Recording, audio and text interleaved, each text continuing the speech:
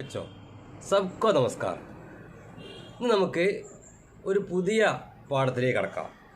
ഇക്കൈ चार ആദ്യത്തെ ഭാഗത്ത് एक कहानी है. देखो तुम्हारा किताब देखो. कहानी का नाम क्या है? രാജാ കാ ദർവാസ. രാജാവിൻ്റെ വാതിൽ. ദർവാസ എന്ന് പറഞ്ഞാൽ വാതിൽ. इस कहानी कौन लिखा है?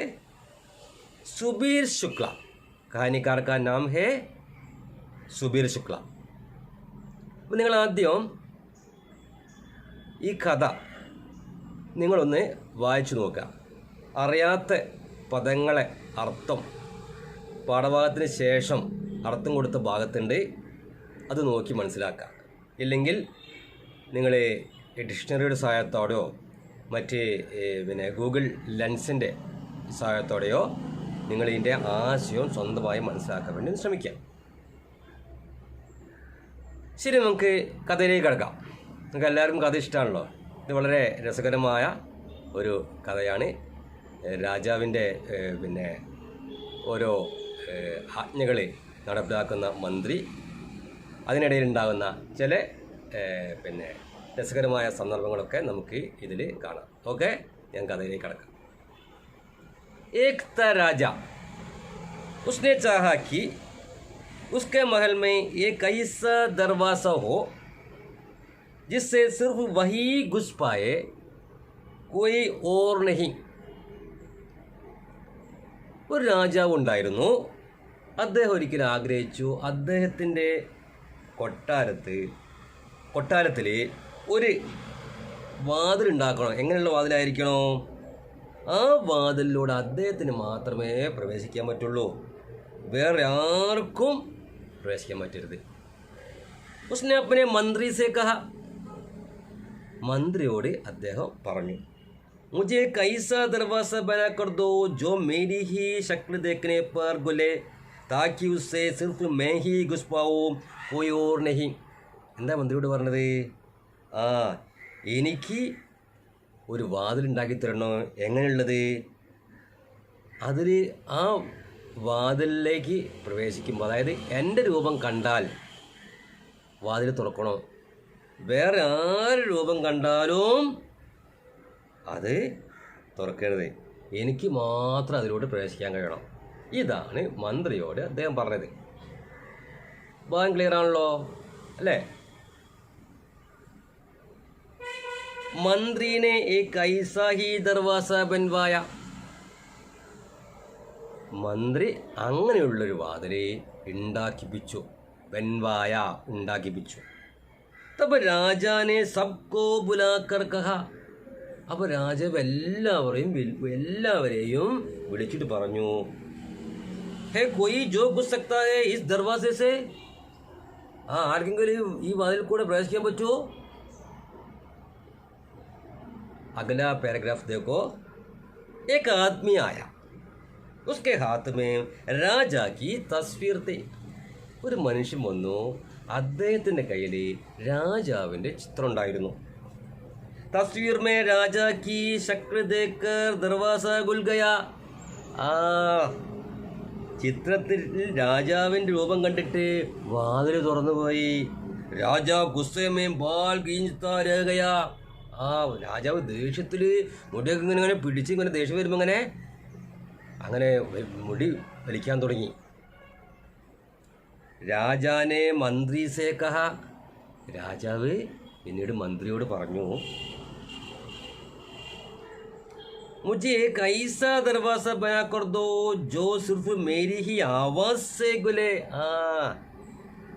എനിക്ക് എന്നാലേ അങ്ങനെയുള്ളൊരു വാതിൽ ഉണ്ടായി തരണോ, എൻ്റെ ശബ്ദം കേട്ടാൽ മാത്രമേ ആ വാതിൽ തുറക്കാൻ പറ്റൂ. മന്ത്രി നൈസ ദർവാസ ബൻവായ. മന്ത്രി അങ്ങനെയുള്ളൊരു വാതിൽ ഉണ്ടാക്കിപ്പിച്ചു. രാജാനെ സിർ സബ്കോ ബുലാക്കർ പൂച്ച. രാജാവ് വീണ്ടും എല്ലാവരെയും വിളിച്ചിട്ട് ചോദിച്ചു, ഹേ കോയി ജോ ഘുസ് സക്താ ഹേ ഇസ് ദർവാസെ സെ. ആർക്കെങ്കിലും ഈ വാതിൽ കൂടെ പ്രവേശിക്കാൻ പറ്റുമോ? വഹീ ആദ്മിയായ. ആ മനുഷ്യൻ വീണ്ടും വന്നു. ഉസ്നെ उसको बहुत डंडा पानी पिलाया. വന്ന് രാജാവിന് ഒരു അത്യധികം തണുപ്പുള്ള വെള്ളം രാജാവിനെ കുടിപ്പിച്ചു. फिर कहा अगर मैं इस दरवाजे से नहीं घुस सकता तो राजा भी नहीं घुस सकता है. എന്താ പറഞ്ഞത്? എനിക്കിതിലൂടെ പ്രവേശിക്കാൻ കഴിഞ്ഞിട്ടില്ലെങ്കിൽ രാജാവിനും പ്രവേശിക്കാൻ കഴിയില്ല. ഡണ്ടേ പാനി സേ രാജാക്ക ഗല ഖരാബ് ഹോ ഗയ. ആ തണുത്ത വെള്ളം കുടിച്ച് രാജാവിൻ്റെ തൊണ്ട തകരാറായി. രാജാവിന് ശബ്ദം അല്ലേ, നമ്മൾ പറയല്ലേ ഒച്ചയടിച്ചു എന്നൊക്കെ, അതുപോലെ രാജാവിൻ്റെ ശബ്ദം പുറത്തേക്ക് വരാതെയായി. ഉസ്കി ആവാസ് ഹി നഹി നിക്കലി. ശബ്ദം പുറത്തേക്ക് വന്നില്ല. രാജാ ബി ദർവാസെ സെ അന്തർ നഹീ ജാ പായ. രാജാവിനെ വാതിലിലൂടെ അകത്തേക്ക് പ്രവേശിക്കാൻ കഴിഞ്ഞില്ല. വ ഗുസ്സെ സെ കൂത്തരേകയ. ദേഷ്യം കൊണ്ട് തന്നെ തുള്ളി ചാടിപ്പോയി ദേഷ്യം പിടിച്ചിട്ട്. फिर राजा ने ऐसा दरवाजा बनवाया जो सिर्फ उसके जूतों की आहट से ही खुले. പിന്നെ രാജാവ് എങ്ങനെയുള്ള വാതിലുണ്ടാക്കാൻ മന്ത്രിയോട് പറഞ്ഞത്?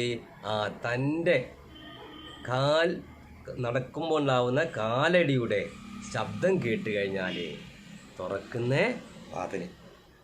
लेकिन उस आदमी ने जमीन पर कालीन बिछा दिया जिससे जूतों की आहट ही नहीं हुई.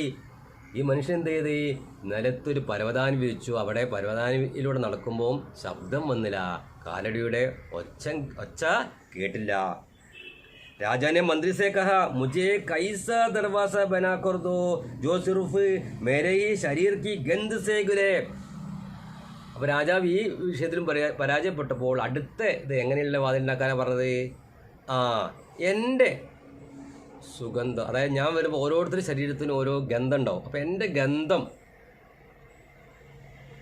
തിരിച്ചറിഞ്ഞ് വാതിൽ തുറക്കണം അങ്ങനെയുള്ളൊരു വാതിൽ ഉണ്ടാക്കിത്തരാൻ വേണ്ടി മന്ത്രിയോട് പറഞ്ഞു.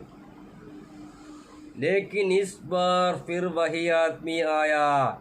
എന്നാൽ ഈ പ്രാവശ്യവും ആ മനുഷ്യൻ വന്നു. അവർ രാജാക്കെ പഹനെ ഹുയെ കുച്ച് കപ്പടെ ഹാത്ത് മേ ഉടാക്കർ. രാജാവ് ധരിച്ച കുറച്ച് വസ്ത്രങ്ങൾ, നമ്മളെ ശരീരത്തിൻ്റെ ഗന്ധം നമ്മളെ ധരിക്കുന്ന വസ്ത്രത്തിൽ ഉണ്ടാവുമല്ലോ, അങ്ങനെ ധരിക്കുന്ന കുറച്ച് വസ്ത്രങ്ങളെ കയ്യിൽ പിടിച്ചിട്ട് ദർവാസയൊക്കെ പാസ് ലേ ഗയാ തോ ദർവാസ ഗുൽ ഗയാ. വാതിലിൻ്റെ അടുത്ത് നിന്നു, വാതിൽ തുറന്നു പോയി. फिर आगे क्या हुआ? उन दोनों का मुकाबला न जाने कब तक चलता रहा. അവർ തമ്മിലുള്ള ആ ഒരു മത്സരം ഇങ്ങനെ തുടർന്നുകൊണ്ടേയിരുന്നു. മുझे तो यही तक की घटनाओं का पता है. അപ്പോൾ നമ്മളെ കഥ എഴുതിയ ആൾ പറയാണ്, സുബീർ ശുക്ല പറയാണ്, എനിക്ക് ഇതുവരെയുള്ള കാര്യം അറിയുള്ളൂ. ആകെ കെ ബാരെ में तो अब तुम्हें ही सोचकर बताना होगा. ബാക്കി ഭാഗം നിങ്ങൾ ചിന്തിച്ചിട്ട് എഴുതേണ്ടി വരുമോ?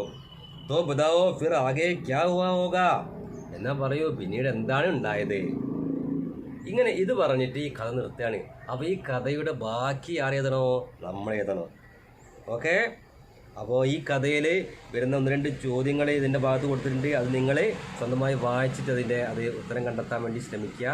അതിൻ്റെ ഭാഗങ്ങൾ നമുക്ക് അടുത്ത ഭാഗത്ത് പറയും. അതിൻ്റെ കൂടെ തന്നെ ഇതിൽ കുറച്ച് വർക്ക്ഷീറ്റുകളൊക്കെ ഉണ്ട്. അത് നമുക്ക് അടുത്ത ഭാഗത്ത് ചർച്ച ചെയ്യുക. അപ്പോൾ ഇന്നത്തെ ക്ലാസ് ഇത്രയാണ്. അപ്പോൾ ഇതിൻ്റെ ഈ ഭാഗത്ത് വരുന്ന അർത്ഥങ്ങളും കൂടെ ഞാൻ കൊടുക്കുന്നുണ്ട്. കുറച്ച് വാക്കുകൾ അർത്ഥങ്ങൾ പരിചയപ്പെടാം. അപ്പോൾ അത് നിങ്ങൾ ശ്രദ്ധിക്കുക. ഇവിടെ ശ്രദ്ധിക്കുക. മഹൽ എന്ന് പറഞ്ഞാൽ രാജകൊട്ടാരം. മഹൽ അതായത് പാലസ്. മഹൽ എന്ന് പറഞ്ഞാൽ രാജകൊട്ടാരം അല്ലെങ്കിൽ പാലസ്. പിന്നെയോ അത് കഴിഞ്ഞിട്ട് ഗുസ്ന പ്രവേശിക്കുക, ടു എൻ്റർ. ശക്ല് രൂപം, ആകൃതി. തസ്വീർ ചിത്രം, പിക്ചർ. ആവാസ് സ്വരം, വോയിസ്, സൗണ്ട്. ടണ്ട തണുത്ത, കോൾഡ്. ഗല തൊണ്ട, ത്രോട്ട്. आहट നടക്കുകയും മറ്റും ചെയ്യുന്നതിൻ്റെ ശബ്ദം, നമ്മൾ നടക്കുമ്പോൾ ഉണ്ടാകുന്നത് കാലടി ശബ്ദം, സൗണ്ട് ഓഫ് ഫുഡ് സ്റ്റെപ്പ്. ജൂത്ത ചെരുപ്പ്, കാലീൻ പരവതാനി, മുഖാബല എതിർപ്പ്. ഇവർ തമ്മിലുള്ള നേരത്തെ ഇതിൽ പറയുന്നുണ്ട് രാജാവും ഈ മനുഷ്യനും തമ്മിലുള്ള എതിർപ്പ് ഇങ്ങനെ തുറന്നുകൊണ്ടേന്ന് പറയണ്ടല്ലോ. അപ്പോൾ ഇത്രയും ഭാഗങ്ങൾ നിങ്ങൾ മനസ്സിലാക്കുക. അതിനുശേഷം വരുന്ന അഭ്യാസങ്ങൾ നിങ്ങൾ ചെയ്യാൻ വേണ്ടി ഒന്ന് ശ്രമിക്കുക. അതിനുശേഷം ഞാൻ അടുത്ത വീഡിയോയിൽ ഇതിൻ്റെ വർക്ക്ഷീറ്റിൻ്റെ ഉത്തരങ്ങളും ഇടുന്നതാണ്. ഓക്കെ, ഇന്നത്തെ ക്ലാസ് കേട്ട എല്ലാവർക്കും बहुत बहुत धन्यवाद. अगला कक्षा में मिलेगा. Okay bye.